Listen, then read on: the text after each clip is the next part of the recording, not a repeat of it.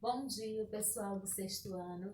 Gostaria de primeiramente dizer que estou com muita saudade de todos vocês, certo? Nós vamos iniciar hoje a nossa primeira aula remota, pois, como vocês sabem, estamos vivendo um período de pandemia e não podemos ter nossas aulas presenciais. Então, peçamos a Deus que isso passe logo, que a gente volte até as nossas aulas presenciais, tá certo? Então, lembre-se sempre de ficar em casa e, se for necessário sair usando máscaras. Nós vamos iniciar fazendo uma revisão do último conteúdo que a gente viu.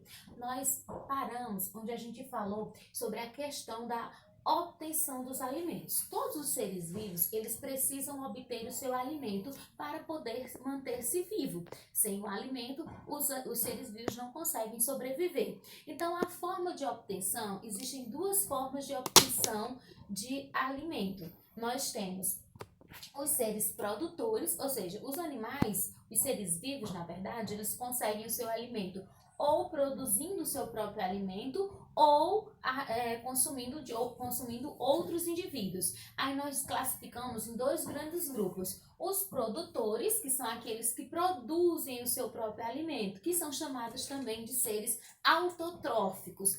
E nós temos os consumidores, que são aqueles que não produzem o seu próprio alimento, que consomem outros seres como forma de alimento, que são também chamados de seres heterotróficos, ok? Os seres produtores, como eu já disse, eles produzem o seu próprio alimento através de um processo chamado fotossíntese. Quem são esses seres produtores? Nós temos no ambiente terrestre, ou seja, na Terra, nós temos as plantas, e no ambiente aquático nós temos as algas e algumas bactérias, as cianobactérias, que fazem fotossíntese. Como é que acontece essa fotossíntese? A fotossíntese, ela vai acontecer da seguinte maneira.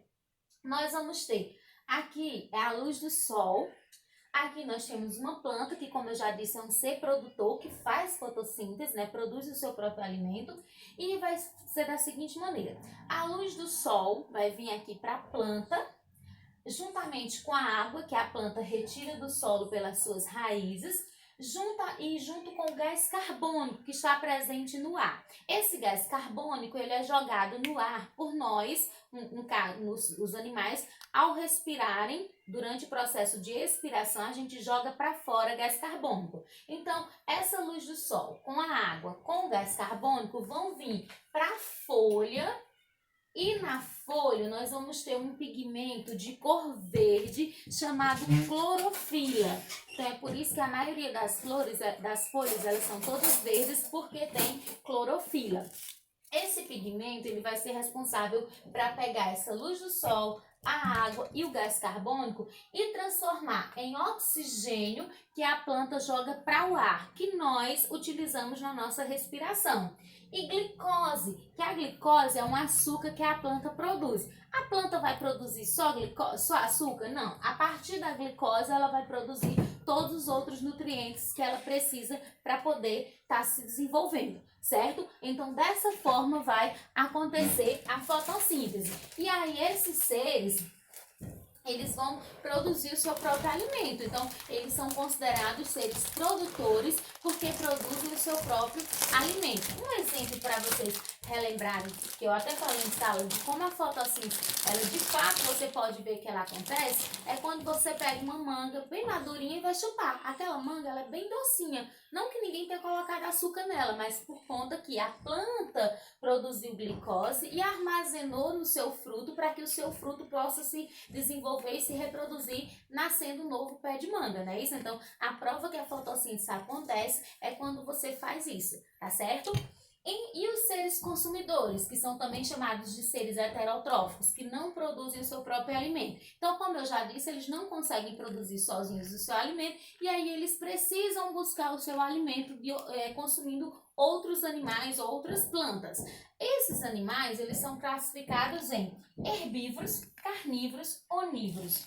Os animais herbívoros são aqueles que se alimentam apenas de vegetais, como a capivara, por exemplo, certo? E os animais carnívoros são aqueles que se alimentam só de carne, como o leão, por exemplo. E os onívoros são aqueles animais que se alimentam de carne e de vegetal, que é o caso dos seres humanos. Nós tanto consumimos a carne como consumimos o vegetal. Numa refeição onde a gente tem arroz, feijão, salada e bife, nós temos o bife é a carne, não é isso? E todos os outros ingredientes que eu falei, o arroz, o alface e o feijão, eles têm origem vegetal.